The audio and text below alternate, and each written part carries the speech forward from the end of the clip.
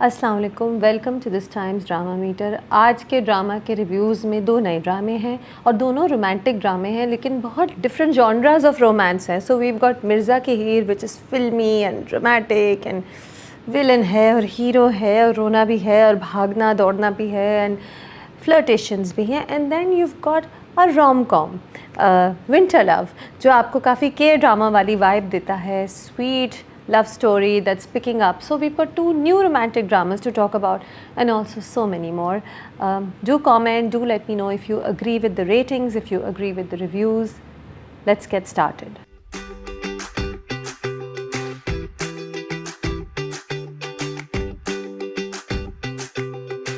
Let's talk about one of my favorite dramas, Kafil episode 27 and 28. اور جب میں کہتی ہوں one of my favorite dramas تو آپ دیکھیں کفیل کی بات ہے کہ حالانکہ کفیل ایک فلالیس ڈرامہ نہیں ہے، اور یہ فلالیس اسپیشلی اس لیے نہیں ہے کیونکہ اس میں وردہ اور سیف کی کہانی کو ٹھونسا گیا ہے۔ ایک ڈفرینٹ بالکل کیریکٹر ٹریک کو لے کے ڈرامہ چلے جا رہا ہے، حالانکہ کہانی زیبا کی ہے، جامی کی ہے، سبک کی ہے، دنین کی ہے، اس کی بہنوں کی ہے، لیکن پھر بھی وردہ اور سیف آپ کو زبردستی اتنے ایپیسوڈ سے آپ زیبا کے جو پڑوسی تھے ان کی کہانی دیکھ رہے ہیں، ڈسپائٹ دا فیکٹ کہ وہ ٹریک ٹھوسا جا رہا ہے اور اس ٹریک سے ہم کبھی فارورڈ کرتے ہیں، کبھی ہمیں کوفت ہوتی ہے، ڈسپائٹ دیٹ وی لو کفیل، we can't stop watching it, because جو زیبا کا ٹریک ہے اس میں نریشن، پرفارمنسز، ڈائلاگس سب اتنے زوردار ہیں کہ وہاں پہ آپ کہتے ہیں وہ کفیل اچھا ڈرامہ ہے، چلیں وہ پارٹ برا ہے، وہ پارٹ برا نہیں، وہ پارٹ ان نیسیسری ہے، لیکن کفیل اچھا ڈرامہ ہے۔ تو کفیل ایپیسوڈ 27 اور 28 میں آئی تھنک بہت سے سینس تھے وچ بلانگ ٹرولی ٹو عاشر وجاہت، لمبے لمبے مونولوگس تھے، لمبے لمبے امپیکٹفل ڈائلاگس تھے، اور عاشر نے انہیں لیا اور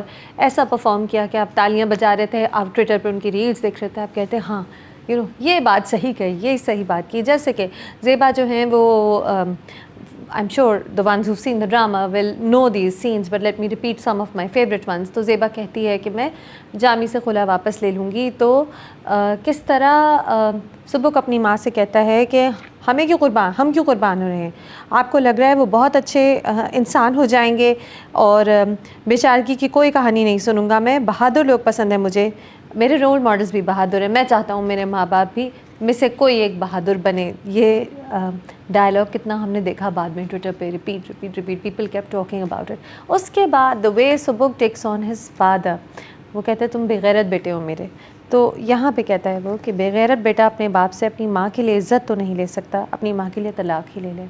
تو ایک بیٹا جا کے اپنے باپ سے کہہ رہے کہ میری ماں کو طلاق دیں، اور وہ کہہ رہے کہ میں آپ کے سارے خرچے کر لوں گا، دودھ والے، راشن والا، سب کو میں پیسے دے دوں گا، گوشت والا سب کو پیسے دے دوں گا، آپ بس میری ماں کو آزاد کر دیں۔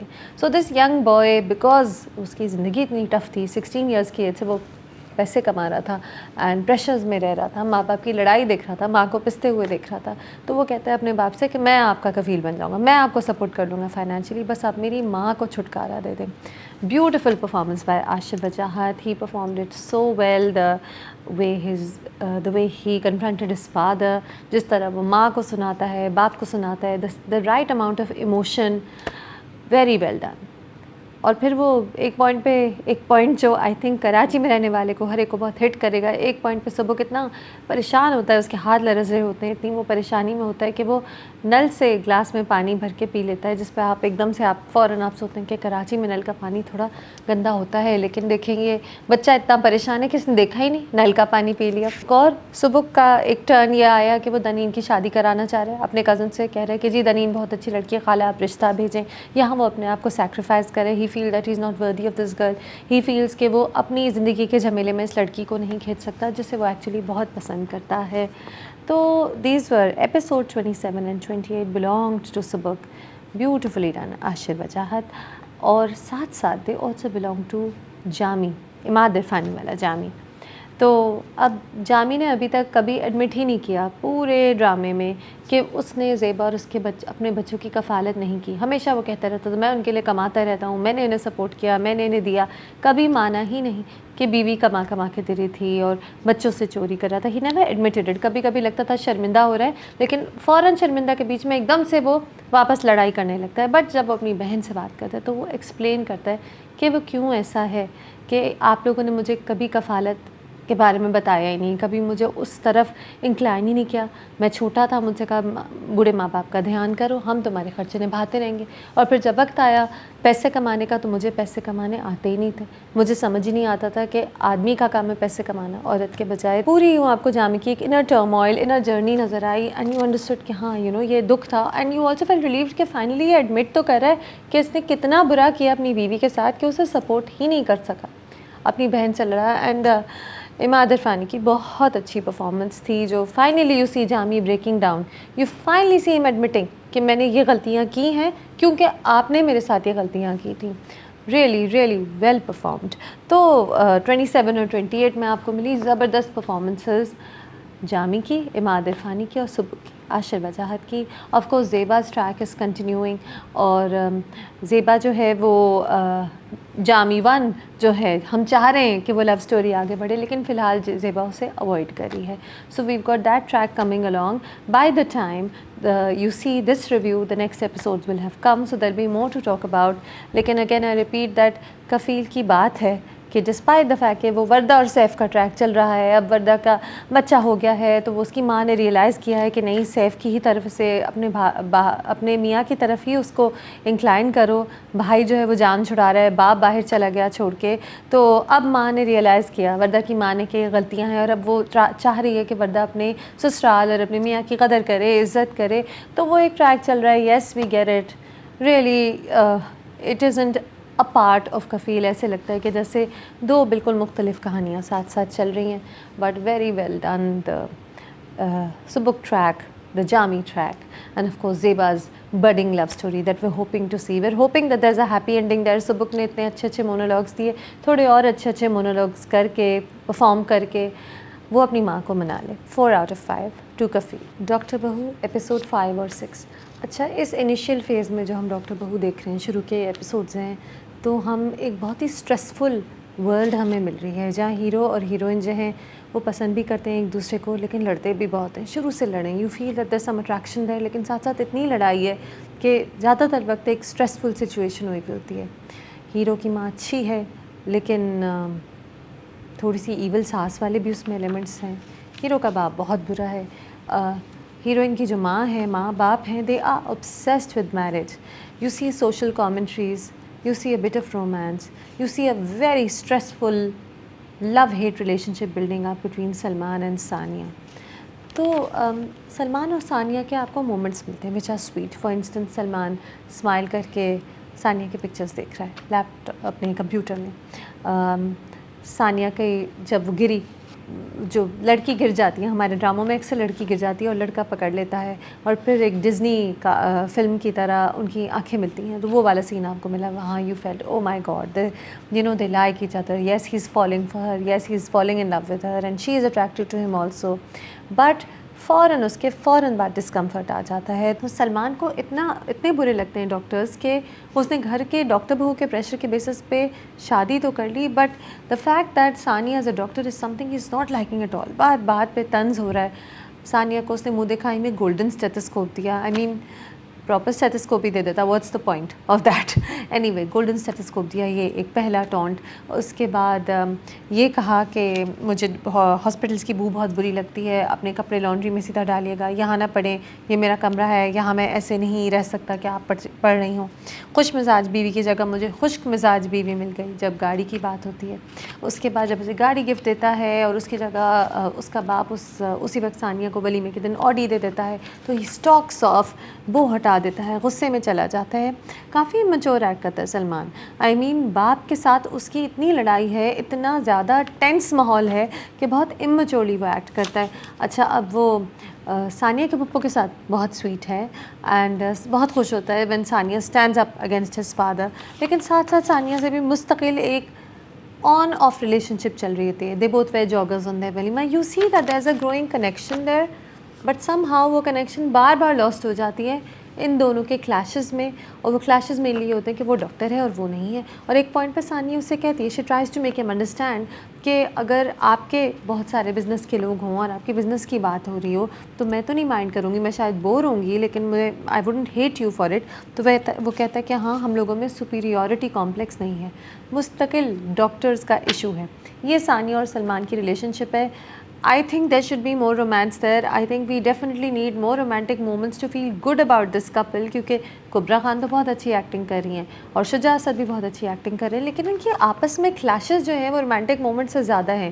تو you not routing for them yet, you like کیا ہے, ہر وقت لڑتے رہتے ہیں, کیسی ریلیشن شپ ہے, شروع شادی ہوئی ہے, چھوٹی چھوٹی باتوں پہ مستقل لڑیں. اچھا اسے بغیر بتائے اسلام آباد چلا گیا, بہت ہرٹفل چیزیں بھی وہ کر رہا ہے, بہت امچور چیزیں بھی کر رہا ہے. تو I think we need to C a but more romance there, we need to C Salman being there for Sania for us to believe in them. اچھا اب سلمان کا گھر بھی اتنا ٹاکسک ہے اور اسے پتہ ہے یہ گھر ٹاکسک ہے, تو in fact instead of hitting on this girl he should start supporting ہر. آئی مین کیسی بات ہے کہ دونوں کہیں سے باہر سے آئے ہیں تو فوراً اس کی ماں نے آرڈر دیا ثانیہ جاؤ سلمان کے لیے چائے بنا کھلاؤ. اسے نظر نہیں آ رہا کہ کیا ہو رہا ہے کہ ایک لڑکی کو آہستہ آہستہ اس کی ایمبیشنز ختم کر کے کچن کی طرف پش کیا جا رہا ہے. اینڈ دیٹ سین جب وہ ٹیوشن پڑھانے لگتی ہے اور اس کا فادر ان لا آ کے اس کا لیپ ٹاپ بند کر دیتا ہے اور کہتے ہیں بہت چیپ حرکت ہے اور جاؤ میرے لیے کافی بنا لو, دیٹ واز ویری اوفینسو. تو سلمان کو پتہ ہے کہ اس کا گھر ایسا, اسے پتہ ہے یہ سب ہوتا ہے, تو he should be taking a stand for this girl. اچھا ساتھ ساتھ یو سی ثانیہز تھاٹ پروسیس, تو یہ لڑکی جو ہے بہت پیشنیٹ ہے اپنے کام کے بارے میں. میاں جب بار بار لائٹ بند کرتا ہے بیڈ روم کی تو وہ ٹارچ لائٹ میں پڑھتی رہتی ہے, لیکن پڑھتی رہتی ہے. ایگزام ہوتا ہے تو اپنا ایک اسٹینڈ لیتی ہے اور کہتی ہے کہ میں ہنی مون پہ نہیں جاؤں گی. آپ نے کیسے ٹکٹ لے لیے سنڈے کے, میرا تو ایگزام ہے. تو یہ لڑکی بہت پیشنیٹ ہے, لیکن ساتھ ساتھ what's bringing Hare down is her mother. And I am sure کہ ڈاکٹر بہو کے بعد کے ایپیسوڈ میں ضرور یہ ایک مضمون تو ڈسکس ہوگا ہی کہ لڑکیوں کی مائیں بھی کبھی کبھی ان پہ اتنا پریشر دیتی ہیں کہ سسرال کے علاوہ ان کے اپنے ماں باپ ان کو تھکا کے رکھ دیتے ہیں. ایک پوائنٹ پہ ثانیہ کہتی ہے ماں کو ڈر لگ جاتا ہے کہ اتنی مشکل سے جو رخصت ہوئی ہے بیوی, وہ اتنی مشکل سے جو بیٹی رخصت ہوئی ہے وہ سر پہ پھر نہ پڑ جائے. تو you know that hits hard and you see how hurt she is. And پھر ماں کہتی ہے شادیاں خود بخود نہیں بنتی, عورتوں کو سنبھالنی پڑتی ہیں, عورتوں کو ماننا پڑتا ہے, اور اگر نہیں تم مانو گی تو انگلیاں تمہارے ماں باپ پر اٹھیں گی. کتنا پریشر ہے کہ اب اس کی شادی ہو گئی تو اگر ساس کمپلین کریے ایک چیز کے بارے میں, اینڈ ثانیہ کی ماں کو پتہ ہے وہ کتنی پیشنیٹ ہے, تو یہ جو کمپلینٹ ہے یہ لیجیٹیمیٹ بھی نہیں ہے, اس کے باوجود اس کی ماں کہہ رہی ہے کہ تم سسرال سے بنا کے رکھو. سو ثانیہ سیز لوگوں کو ابھی بھی سسرال سے بیٹیوں کے جنازے چاہیے تاکہ ان کی قبروں پر وہ تربیت کے جھنڈے گاڑ سکیں. So you C all these very powerful dialogues جو آپ کو سوچنے پہ مجبور کرتے ہیں. آپ دیکھتے ہیں کہ ڈاکٹر بہو ایک سوشل کامنٹری ہے فار شور, کہ کس طرح ڈاکٹر بہو کا لوگوں کو شوق ہوتا ہے, لیکن کس طرح پھر ان کے اوپر ظلم ہوتا ہے, ان کو دبایا جاتا ہے, ان کی ایمبیشنس کو بریک کیا جاتا ہے, ان کی سارے پیشن کو ختم کرنے کی کوشش کی جاتی ہے. یہی کہانی ہے, but it needs to be more feel good. I'm feeling very anxious when I see it, even though the performances are all very good, it's making me anxious. اچھا اور منہ کی بھی سٹوری ہے کہ منہ کا جو میاں ہے فیضان, ایگوٹسٹیکل, چیٹنگ ہونا most probably, and now we have found out that she is also infertile. تو ہی سیز کہ یو نو تم حق مل گیا ہے کہ آپ میرے ساتھ بے وفائی کریں. وہ کہتی ہے اپنے میاں سے کہ جسٹ بیکاز میرے بچے نہیں ہو سکتے کیا اب آپ مجھ سے بے وفائی کریں گے. تو he doesn't listen to, he doesn't talk to her. It probably means that he is maybe having an affair, or maybe he does not respect her, does not want her around anymore. And جو other woman ہے اس equation میں وہ doctor امبر ہیں, played by میرا city. I am looking forward to saying more of میرا city. I am sure کہانی آگے بڑھے گی تو وہ سب ہوگا.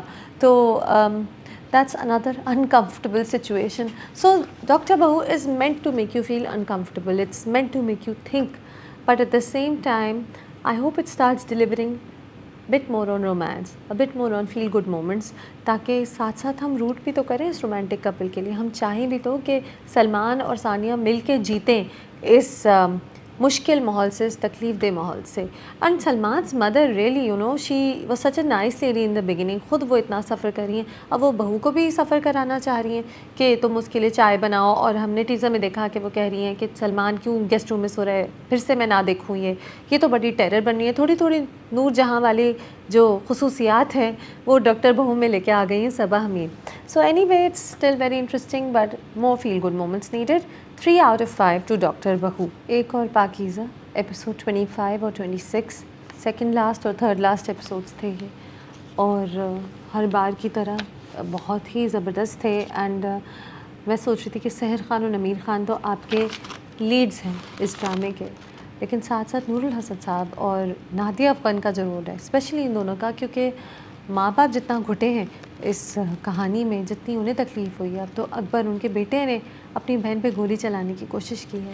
جو ماں باپ کی جرنی ہے، جو ان کا رونا ہے، ان کا دکھ ہے، ان کا پچھتاوا ہے، وہ اتنی خوبصورتی سے ڈپکٹ کیا. آئی مین ایپیسوڈ 26 میں ایک سین تھا کہ پاکیزہ کے لیے اس کے بعد بریانی لاتے ہیں لیگ پیس والی، اور وہ حیران ہے کہ وہ اتنے نارمل کیوں ایڈ کریں کیونکہ بھائی اکبر جیل میں چلا گیا.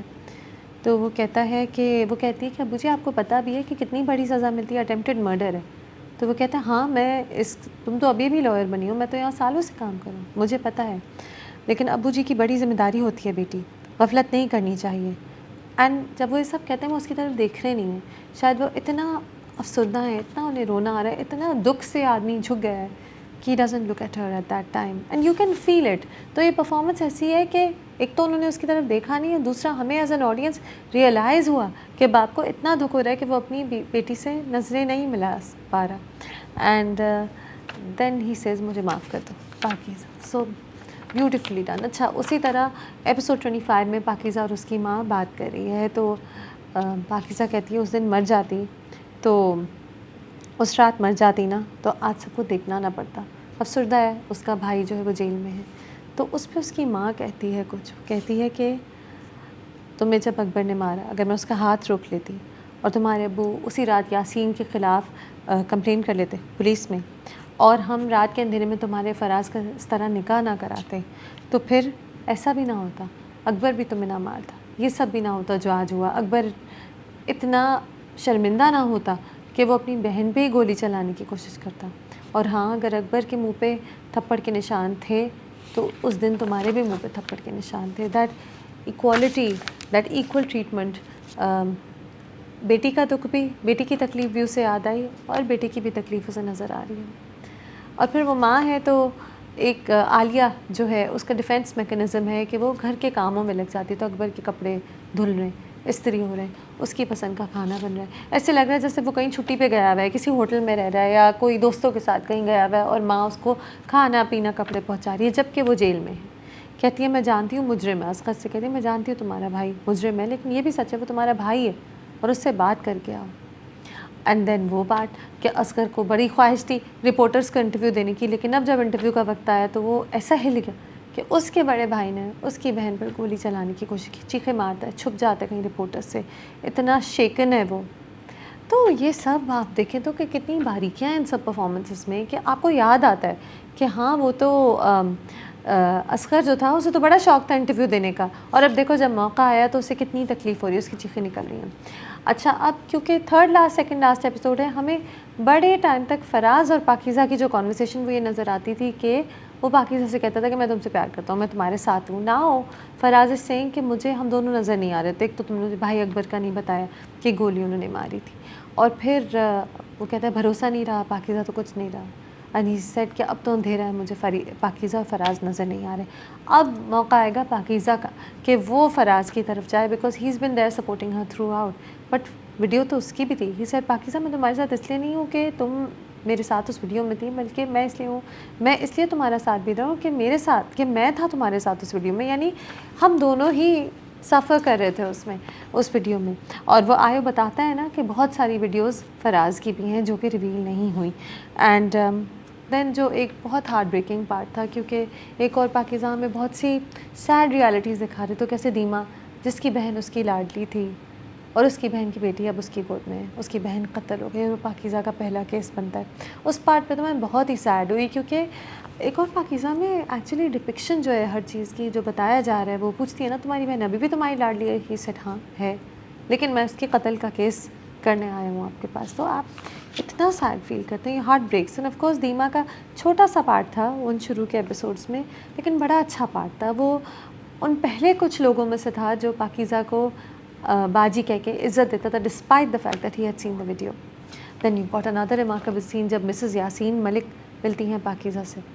وہ کہتی ہیں کہ مجھے تو اپنی بیٹی کا ہی نام پاکیزہ رکھنا ہے، اور آپ سے مل کے بہت اچھا لگا، آپ ویڈیو میں بڑی پیاری لگ رہی تھی. Instead of humiliating Hare over the video, اتنے پیار سے ایک عورت اس سے بات کرتی ہے اور بہت سارا ایویڈنس دے دیتی ہے اپنے میاں کے خلاف، جس کے بیسس پہ اب یاسین ملک کیس ہار جائے گا آخری قسط میں.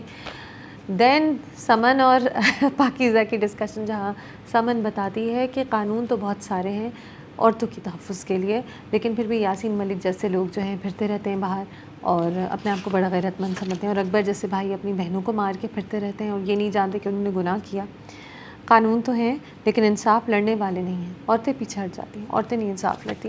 تو یہ میں نے ایک سمری دے دی بیسکلی. ایک اور پاکیزہ کا جب میں ریویو کرنے بیٹھتی ہوں تو میں سین بائی سین سمری ہی دیتی ہوں، کیونکہ سب کچھ اتنا اچھا ہے، اتنا بیوٹیفل ہے.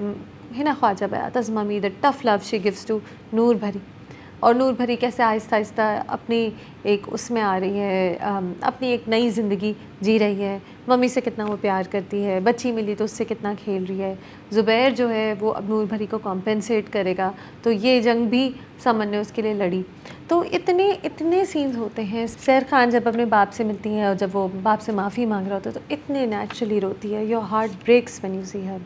نادیہ افغان کی پرفارمنس، کتنا دل ٹوٹتا ہے جس طرح ماں جو ہے وہ کہتی ہے، جب وہ کہتی ہے نا کہ تمہارے بھی تو منہ پہ تھپڑ تھا، بہت میٹر آف فیکٹلی کہتی ہے کہ اس کے ساتھ یہ ہوا، تمہارے ساتھ بھی تو یہ ہوا تھا. So it is beautifully done. I think بہت ہی ریمارکیبل ڈرامہ ہے. آئی ول miss it when it ends.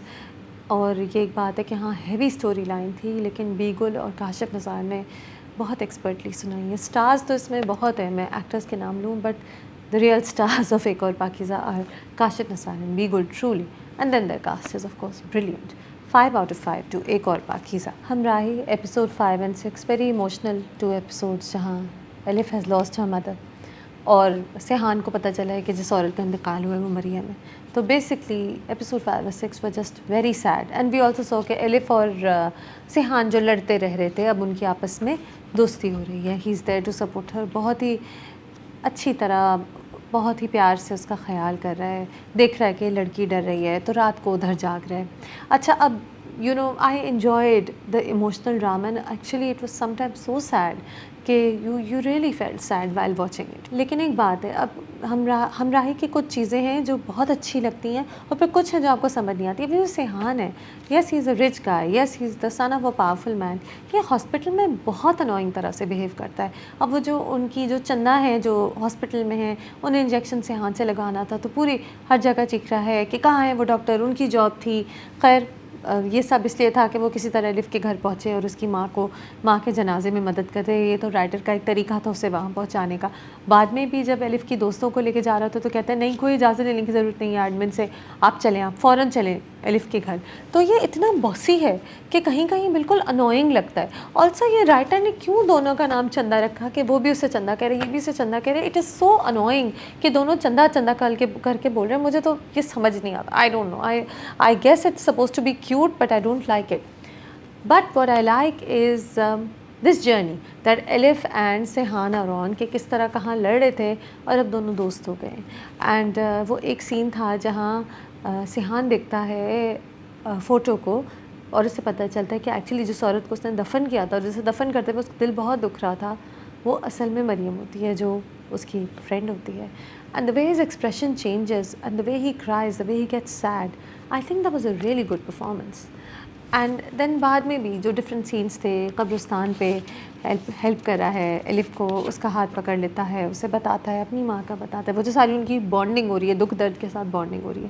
I think they really clicked very well. You could see کہ ہبہ بخاری اور دانش تیمور کیوں ایک ہٹ پیر ہیں.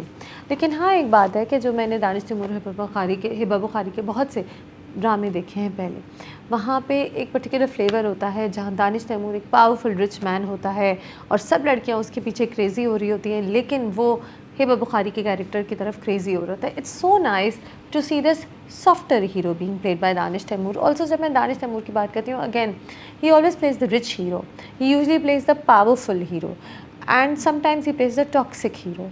It is so nice to see him play a hero who is rich, powerful, but who's a good guy, who has a good heart. So it's a really good performance. I like the fact that Danish Taimur explored this slightly different character because we saw that he's really a good actor who just gets typecast into similar roles again and again and again. I'd like to see more changes. جیسے شیر میں ہم نے دیکھی ان کا ایک different colour. I'd love to see more colors to Danish Taimur's characters in this drama, in later dramas. Drama جو ہے شوٹ بڑی انٹرسٹنگ طریقے سے ہوا. One seen that I noted was کہ جو غازی صاحب ہیں جو کہ پاورفل ہیں اور ڈینجرس ہیں اور گنڈے ہیں، وہ اپنے بیچ ہاؤس پہ ہیں اور کیمرہ جو ہے وہ سمندر سے ایک دم سے زوم ان کرتا جاتا ہے بیچ house per, and then it zeroes in on غازی صاحب.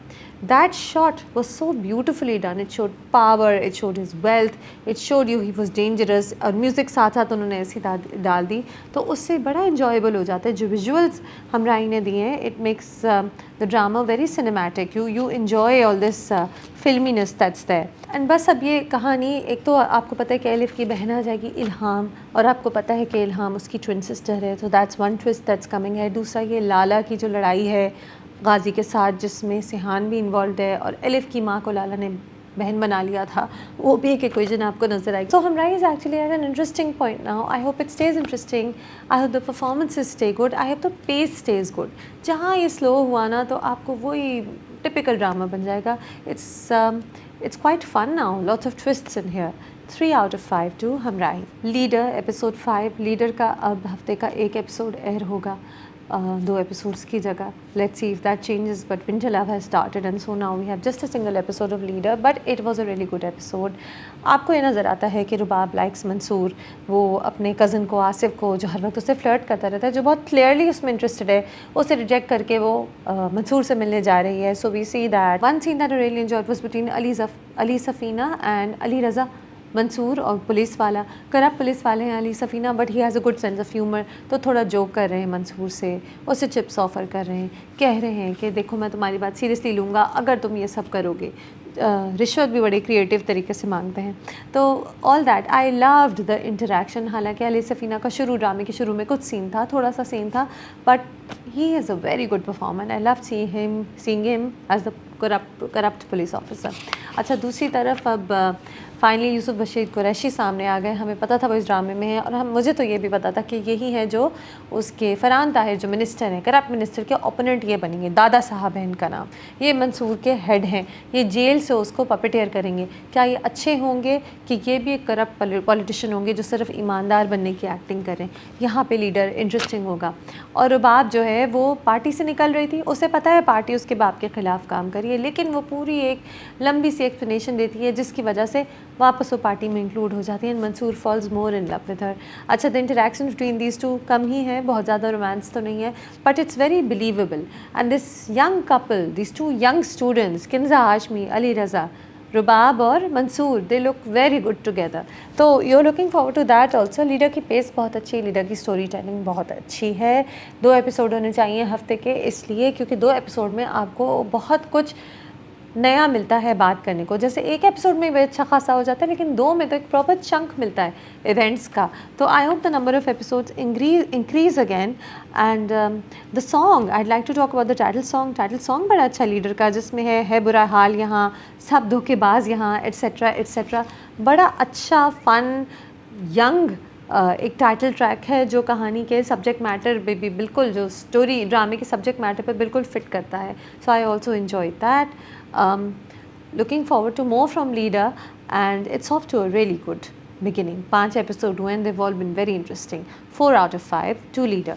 مرزا کی ہیر کی بات کرتے ہیں. Episode 1 and 2, new drama, a grand romantic drama that replaced شرپسند. New romantic pair Ali Raza ہنا آفریدی, اور ساتھ ساتھ ایک ولن جس کے بارے میں آپ ضرور بہت سوچتے ہیں, جس کی ایمینس اسکرین پریزنس ہے, دل نواز پلیڈ بائی زاہد احمد. تو آپ کے پاس ایک بہت ہی سویٹ رومانٹک پیئر ہے, علی رضا اور ہنا آفریدی, مرزا اور ہیر, اور پھر آپ کے پاس ایک ولن ہے, ان کی ٹکر کا ولن ہے دل نواز. یہ تینوں جو ہیں یہ ایسنس کریٹ کریں گے مرزا کے ہیر کے, لیکن ساتھ ساتھ پھر آپ کے پاس ایک ایکسٹینڈڈ فیملی ہے جن کی مختلف حرکات آپ نے دیکھی پہلے 2 ایپیسوڈ میں. آپ نے گھر دیکھا, شادی کا گھر ہے, ادھر کا ماحول دیکھا, آپ نے دیکھا مرزا کیسا ہے, آپ نے دیکھا ہیر کیسی ہے.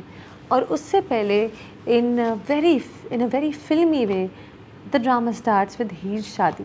اچھا, یہ جو ہیر کی شادی والا سین تھا جہاں مرزا اسے بھگا کے لے جاتا ہے, یہ اتنا فلمی ہوتا ہے. It was street out of N 80s Bali would movie, اور ڈائلاگ بھی ایسے تھے کہ مرزا کو ہیر کے لیے دوڑنا ہے, گولڈ کے لیے نہیں, یہ کوچ کہتے ہیں مرزا کے بارے میں. پھر ہیر کی دوست کہتی ہے تمہاری ہاتھوں کی لکیروں میں شادی نظر نہیں آ رہی, آج تو نہیں. لیکن ہیر کہہ رہی ہے دیکھو ہر جگہ شادی نظر آ رہی ہے. دل نواز کی ماں یہ کہہ رہی ہے لو یہ گجرے, یا تو انہیں تم ایک زیور کی طرح پہن لو یا ہتھ کڑی سمجھ کے پہن لو. تو دل نواز کی ماں بھی بڑی کرول ہیں دل نواز کی طرح. اور اس کے بعد بھوت دماغ پر اتارنا آتا ہے ہمیں. اگر نور چہرے پہ ہو تو ہمیں دماغ سے بھوت بھی اتارنا آتا ہے. کچھ ایسی بات بھی کہتی ہیں. تو دل نواز کی ماں آپ کو نظر آئیں, اسما عباس پلینگ دا ایول مدر. اور پھر بہت رونا ہے, رومانٹک ڈائلاگز ہیں. مرزا کہتے ہیں محبت میں سر کی قسم نہیں اٹھائی جاتی, سر حاضر کے کر لیا جاتا ہے, پھر سر قلم ہو تو ہو جائے. ویری فلمی, right out of a movie. And then ان سب کو آگ میں جھونک دوں گا جنہوں نے ساری عمر تمہیں جلایا ہے. ساری عمر تو نہیں جلایا ہیر کو دل نواز نے, اب تو جا کے اس کے باپ کی ڈیتھ کے بعد ہی تو سارا مسئلہ شروع ہے. لیکن کیونکہ مرزا اس وقت ڈرامے کے موڈ میں, تھوڑی فلمی ڈائلاگوں سے کہنے, وہ لڑکی بھگا رہا ہے, دلہن کے جوڑے میں لڑکی بھگا رہا ہے, تو وہ باتیں تو ایسی ہی کرے گا. پھر جو ہیر جو ہے, ہیر اور مرزا جب بھاگتے ہیں تو پیچھے آگ اڑ رہی ہے, پورے دل نواز کے گھر کو آگ لگا دی, اور وہاں فلیش بیک پہ جاتے ہیں, وہاں کریڈٹ آتے ہیں مرزا کے ہی. ویری فلمی, very filmy, and it gets you gripped and you love it. I love the beginning. And then you've got the پرانا مرزا. تو آپ نے شروع میں تو دیکھا ایک بڑا انٹینس لڑکا, پیار میں پاگل لڑکا, ہیر کو بھگا رہا ہے ان سارے لوگوں سے جو اسے جلاتے تھے پوری زندگی, جنہوں نے اسے جلایا ہے پوری زندگی, ان سے ہیر کو بھگا رہا ہے. But then you go back to the پاس, جہاں ایک لڑکا ہے بہت سویٹ ہے, کھیندرا ہے, ایتھلیٹ بننے کے خواب دیکھتا ہے. ہیر اس کی کزن ہے, کزن رومانس ہے انفارچونیٹلی, بٹ چلیں کزن رومانس ہے, اور وہ اس کی کزن ہے اور اس کا انتظار کر رہا ہے کہ وہ آئے. اس کا دل جو ہے وہ ٹرین کے سے بھی زیادہ تیز دوڑ رہا ہے, وہ یہ کہتا ہے اپنی بہن سے. تو آپ اب مرزا کے گھر میں آ کر, وہاں بڑی چہل پہل ہے, شادی کی چہل پہل, وہ بھی دیکھنے میں بڑا مزہ آتا ہے کہ جی کھانے آ رہے ہیں, کھانے پک رہے ہیں, دادی سب کو ٹوک رہی ہیں, مرزا کی ماں کہہ رہی ہیں کہ تو ہر وقت مجھے ٹوکتی رہتی ہیں, بہن جو ہے وہ کسی اور سے پیار کرتی ہے. تو وہ آپ کو ایک ڈائنامک نظر آئے کہ جو دلہن ہے مایوں کے جوڑے میں, اس کا ایکچولی ایک بوائے فرینڈ ہے جو اسے بہت پیار کرتا ہے, جو وہ اس سے شادی کرنا چاہتا ہے, اور دلہن کی جس سے شادی ہو رہی ہے وہ ایکچولی بڑا ٹاکسک ہے. وہ کہتا ہے کہ شیر کی نگاہ سے دیکھوں گا, اور دیکھوں گا شیر کی نظر سے, کھلاؤں گا سونے کا نوالا, یہ کہہ رہا ہے. یعنی کہ پہلے سے اس کی ساس ٹو بی اور جو اس کا منگیتر ہے, دولہا ہے, 2 دن بعد شادی ہو رہی ہے, وہ تھوڑے ٹاکسک ہیں, وہ اس کو تنگ کریں گے. اور اس کے پاس آپشن ہے, she has a somebody she loves who keeps calling her, who's saying کہ میں تم سے شادی کروں گا. تو یہ آپ کو یہاں ایک کمپلیکیشن نظر آئی. اور پھر ہیر آ جاتی ہے تو کس طرح جی Ali Raza smiling at her, بالکل ایک لو اسٹرک بوائے, اس کو دیکھے جا رہا ہے, چھپ چھپ کے دیکھ رہا ہے, اس کو دیکھ کے مسکرا رہا ہے. بڑا سویٹ ایک انٹریکشنز, آپ کو بہت سے سویٹ انٹریکشنز نظر آتے ہیں. لیکن ساتھ ساتھ آپ کو نظر آتے کہ جہاں مرزا جو ہے وہ ایک کھلندڑا ہنستا مسکراتا لڑکا ہے جو اپنی کزن سے پیار کرتا ہے, بہت ایکسائٹیڈ ہے کہ وہ آ گئی ہے. ہیر کے سر پہ بوجھ ہے, وہ ٹرین میں چھپ کر آئی ہے, کسی سے ڈر کر آئی ہے. اسے خواب آتا ہے تو دل نواز کا آتا ہے جو ٹرین میں گزرتے گزرتے اسے پکڑ لیتا ہے, اور پھر وہ جاگ جاتی ہے, ایک بھیانک خواب سے جاگ جاتی ہے. فلیش بیک آتا ہے تو پتہ چلتا ہے کہ اس کے باپ نے خودکشی کی تھی, کیونکہ وہ دل نواز کو بہت پیسے او کرتا تھا, 1,70,00,000 آئی بلیو, یا میں نے شاید کچھ غلط لکھ لیا ہو, بٹ بہت زیادہ پیسے او کرتا تھا, اور اب وہ ہیر سے شادی کرنا چاہ رہا ہے. جو سارے ڈائلاگس ہیں دل نواز کے, کم ڈائلاگس ہیں, کچھ ہی سینس ہیں جہاں ہیر کے فلیش بیک میں دل نواز آتا ہے, but they were so good کہ اب پیسے نہیں چاہیے, اب تم چاہیے, یہ ہیر سے کہتا ہے. پھر جس طرح وہ ٹرین میں ہیر ہیر پکارتے ہوئے آتا ہے اندر, you know he is dangerous, you know he is a bad guy, and then he Cs میں تم سے پیار کرنے لگا, میں تم سے شادی کرنا چاہتا ہوں. آپ کو ایک لگتا ہے, کیونکہ آپ کو پتہ ہے یہ ایک خطرناک آدمی ہے جس کے یہاں معافی نہیں ہوتی, آخری سانس دی جاتی ہے, آخری موقع نہیں دیا جاتا ہے, سب بتا دیا گیا ہے. تو آپ کو پتہ ہے کہ اب اس نے سوچ لیا میں اس لڑکی سے شادی کروں گا تو کر کے رہوں گا. تو جو ڈائلاگس ہیں, زاہد احمد کی اسکرین پریزنس اتنی اچھی, ہی از سچ a fine actor. And you know us romantic love story میں ہیرو ہیروئن کی جیت تب ہوگی جب ولن اتنا بڑا ہو کہ انہیں اسے ہرانے میں مزہ آئے. تو دل نواز واقعی ایسا ولن ہوگا جس کو ہارتے ہوئے دیکھنے میں مزہ آئے گا. Ali Raza is really very good as the romantic hero. He is playful, he is intense, he performs very well, he is very smooth in his movements, in his dialogue deliveries, مزہ آتا ہے دیکھنے میں. ہنا Afridi also I feel really fits into the role of ہیر. ایک damsel in distress ہے, نازک معصوم سی لڑکی ہے جو مشکلوں میں پڑ گئی ہے, اور اب اسے ہیرو آ کے بچائے گا. تو وہ جو damsel in distress والا ہے, جو ایک فیری ٹیل پرنسس والی فیلنگ آتی ہے, وہ ہیر سے آتی ہے. So that's a good initial پہلے 2 ایپیسوڈ میں بڑی آپ کو ایک اچھی فیلنگ آتی ہے. آئی لوڈ ہاؤ فلمی it was and I love the detailing. تو جب کیمرہ مرزا کے گھر میں جاتا ہے تو it just goes through all the corridors in to the court yard جہاں دادا دادی لڑیں. اور اسی طرح ہیر کے گھر میں جب اسے پتہ چلتا ہے کہ اس کے باپ نے خودکشی کی تو کیمرہ اسے فالو کرتا ہے in one continuous shot. I really enjoy that, I really appreciated these little details. اس کے بعد آپ کو دادا دادی کے بھی تھوڑے پرسنالٹی پتہ چل رہی ہے. نیر اجاز کیسے ہیں, فرحان طاہر جو مرزا کے باپ ہیں وہ کتنا گھٹ گھٹ کے رہتے ہیں, اپنے ماں باپ کے اس میں کنٹرول میں رہتے ہیں. گھر کا ماحول کیسا ہے, گھر میں کیسے سب ساتھ رہتے ہیں. ایک چاچا کی بھی شادی ہو رہی ہے علی سفینہ, اور وٹا سٹا ہے بیسکلی. علی سفینہ کی جس لڑکی سے شادی ہو رہی ہے اسی کے بھائی سے مرزا کی بہن کی شادی ہو رہی ہے, تو اٹس اے وٹا سٹا. تو کہاں کیا مرزا کی بہن کی شادی ہوگی. I am very interested in knowing this and I am liking all the characters. ان پہلے 2 ایپیسوڈ میں آپ کو سب کیریکٹرز کی تھوڑی تھوڑی پرسنالٹی سمجھ آ گئی. اور اب رومانس بلڈ اپ ہوگا. ایک بڑا ٹپیکل سین ہوتا ہے ہمارے ڈراموں میں, رومانٹک ڈراموں میں, کہ لڑکی گرتی ہے اور ہیرو سے پکڑتا ہے. تو بالکل جب مرزا اور ہیر کی ملاقات ہوتی ہے ٹرین اسٹیشن پہ, وہ جب اسے پک کرنے آتا ہے تو وہ گرتی ہے, تھوڑا پھسل جاتی ہے اور وہ اسے پکڑتا ہے. اور وہاں پہ آپ کو ایسا ایک رومانٹک سین ملا ہے کہ ان کے بیچ میں سن لائٹ آ رہی ہے, اندر بہت gazing at each other. Really I like these جو ہوتے ہیں ٹپیکل رومانٹک جو سٹوریز ہوتی ہیں, ٹپیکل رومانٹک سین ہوتے ہیں, جو مومنٹس ہوتے ہیں, یہ ہم بہت انجوائے کرتے ہیں جن لوگوں کو رومانٹک ڈرامے پسند ہے. سو I enjoyed all this. I enjoyed the music playing. کہیں کہیں وائلنس پلے کر رہے تھے جہاں پہ ہیر کی کہانی آئی, ہیر کے اوپر جو دکھ آیا, جو اس کے باپ کی ڈیتھ ہوئی اور دل نواز آیا. دیر violence playing in a very سنسٹر مین. آپ کو لگتا ہے کہ کچھ غلط ہو رہا ہے, کچھ برا ہو رہا ہے. تو بہت سی چھوٹی چھوٹی ڈیٹیلز ہیں جو ڈرامے میں بہت انجوائبل تھیں. ایک کہیں مجھے لگا کہ کہانی ایک دم سے بہت تیز ہوئی. جیسے دل نواز کی انٹرو جو تھی, جو وہ نہاری کھاتا ہے پھر اٹھ کر آتا ہے پھر چلا جاتا ہے, وہ مجھے لگا کہ تھوڑی فاسٹ ہے. But over all I really enjoyed the first 2 episodes. I think that Mirza Ki Heer is going to be one filmy drama and we're going to enjoy it. 4 out of 5 to this drama. Winter Love, episode 1 and 2. Khushhal Khan and Mavra Hussain in a rom-com. تو ابھی اس روم کام کی initial phase ہے, تو ابھی کہیں کہیں آپ کو بڑے مزیدار ڈائلاگز مل رہے ہیں. آئی تھنک سارا مجید نے بہت ہی اچھی طرح لکھا ہے. دانش نواز of course is a pro at room comes. تو یہ جو ایک کامبو ہے, سارا مجید, دانش نواز, ماورا حسین, خوشحال خان, اور پھر باقی کاسٹ ہے, آصف رضا میر بھی ہیں, اسما عباس بھی ہیں. There are so many actors in this drama. There are younger actors, there are veteran actors. تو یہ سب مل کے ایک بہت اچھی کمبینیشن ملے گی. And I think winter love is going to be fun. تو ایک تو وہ جو اسٹارٹ ہیرو ہیروئن کیسے ملتے ہیں, اندھیرے میں, بارش میں, بیچ رات, very romantic, very classic romantic سین. بلکہ ایک پوائنٹ پہ کہتا بھی ہے نا حیات کہ اس رات ملاقات پھر یہ اتفاق فلمی سین لگ رہا ہے, یہ کہتا ہے وہ مشک سے جب وہ ملتا ہے اس سے پھر سے آفس بلڈنگ میں. تو جگہ جگہ پھر ان کی جو بینٹر ہے وہ بہت فن تھی. جیسے کہ وہ کہتا ہے کہ کوئی تھینک یو نہیں, نام, number, he فلرٹنگ with her, he keeps wanting کہ لڑکی سے فری ہو جاؤں, لیکن لڑکی رو رہی ہے, لڑکی دکھ میں ہے, اور لڑکی اسے شٹ اپ کال دے رہی ہے. I enjoyed the way she give ہم شٹ اپ کالس.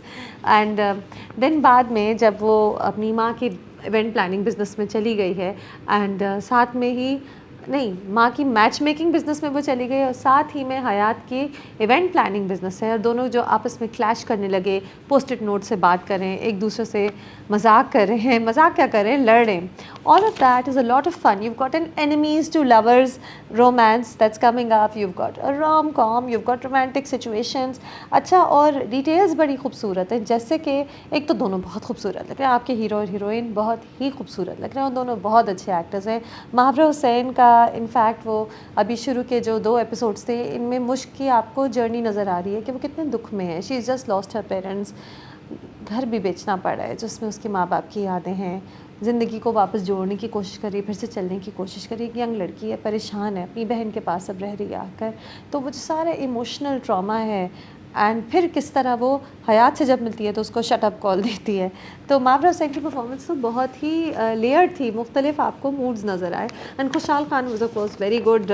ماں کو ٹیز کرا کہ آپ میرے لیے 4 بھومیں لائیں گی کہ 1 لائیں گی. اینڈ آج کل کوئی شادی نہیں کرتا, یہ بھی اپنی ماں کو بتایا. تو you like these different characters. اچھا میں کہہ رہی تھی ڈیٹیلز. تو جو خوشحال کا گھر ہے, جو گھر بنایا حیات کا, وہ اتنا خوبصورت ہے. ہمیں پتہ ہے کہ ڈرامہ اسلام آباد میں شوٹ ہوا ہے, لیکن یہ کون سی اتنی حسین لوکیشن تھی اسلام آباد میں, جدھر باہر ایک بیک گارڈن بھی ہے. اتنا پیارا گھر ہے. آئی load it. I think that house head so much appeal کہ میں جتنا کرداروں کو دیکھ رہی تھی, میں بار بار اس گھر کو بھی دیکھ رہی تھی. پھر وہ سارے ایلیمنٹس کہ جی حیات کی ماں جو ہیں بڑی وہمی ہیں, ان کے باپ جو ہیں دل پھینک رہ چکے ہیں, کبھی تو وہ انہیں ٹیز کرتے رہتے ہیں. تو ان سب میں جو مزے مزے کے ڈائلاگز, مزے مزے کی بینٹر آئی, وہ مجھے بہت اچھی لگی. ایک چیز جس سے مجھے تھوڑا سا مسئلہ تھا وہ یہ تھا کہ مشک کی بڑی بہن ہے مشل, اینڈ مشل کہتی ہے بس اب میں تمہاری شادی کرا دوں گی. مشک کہتی ہے کہاں سے میری شادی ہوگی, کیسے ایسا لڑکا ملے گا. پھر جو اس کی کزن ہے مشک کی, وہ بھی کہتی ہے کہ مشک تمہاری شادی تو ہوتی رہے گی, تم حق مہر میں اتنے پیسے مانگ لینا کہ اپنا گھر خرید لو. مجھے سمجھ نہیں آتا کہ اتنا تمہاری شادی کرا دوں گی والی بات should come ساتھ ساتھ with the fact that she needs to build her mother's business. تو I don't understand why وہ شادی کی بات ایک دم سے بیچ میں کیوں آتی ہے. کیا اس کی شادی کی بات چل رہی تھی جب اس کے ماں باپ کا انتقال ہوا, یا کیا مشک شادی کرنا چاہتی تھی اور یہ بہت بات ہوتی تھی. یہ جو ایک دو ڈائلاگ آئے وہ مجھے تھوڑے آؤٹ آف پلیس لگے, کیونکہ ساری باتوں کے بیچ میں ایک دم سے بات ہوتی تھی اب میں تمہاری شادی کرا دوں گی, اور شادی کے لیے مجھے کیسا لڑکا ملے گا مجھے سمجھ نہیں آ رہا, یا شادی ہوگی تو حق مہر میں یہ لینا, یہ مجھے سمجھ نہیں آیا. Otherwise the drama is off to a good start. The rom-com hasn't started yet. We're seeing a lot of emotional trauma, but I think شروع تو ہو گیا ہے. مشک اور حیات کی بینٹر بہت اچھی ہے اور ڈائلاگس بہت اچھے لکھے گئے ہیں, تو آپ کو جگہ جگہ بہت ہنسی آتی ہے, کیونکہ ایسی ایسی باتیں ہو رہی ہوتی ہیں کہ آپ کو فنی باتیں لگ رہی ہوتی ہیں کہ میں اکیلے نہیں چھوڑ کے جا سکتا لڑکی کو, امی نے منع کیا ہے. آپ کو دیکھ کے لگتا ہے کہ پوری قوم کی پوری اصلاح کرنے آپ نکلی ہیں رات کو. تو یہ جو مختلف لائنز ہیں یہ بہت مزیدار ہیں ونٹر لو میں. Let's see the script takes us into a strong, a very believable romantic direction. It's a fun watch, it's a light-hearted watch. It's so good to have some light-hearted dramas on TV, and I hope it's believable. I have faith in this writer, in this director, and in these actors. I think we are going to have fun with Winter Love, and I think we have a fresh new romantic pair, Mawar Hussain اور خوشحال خان, جو ہم بہت جلد ان کے sense کو بار بار Twitter پہ دیکھیں گے, وائرل ہوں گے. So 3 out of 5 to Winter Love. That's it for this time. New dramas, old dramas, so many dramas that I've talked about. اور پھر بھی کچھ رہ گئے. اس بار صرف شبانہ دیکھنا رہ گیا, اس کا نیا ایپیسوڈ آیا, we'll be talking about that soon. And of course Missing Darling is going on. That's a drama with a unique storyline. So we'll talk about that also next time. Let me know if you agree with the reviews. Which dramas are you watching? And do you agree with the ratings that I give in the drama meter? Do let me know. Do subscribe. Do share. Do like. Till next time.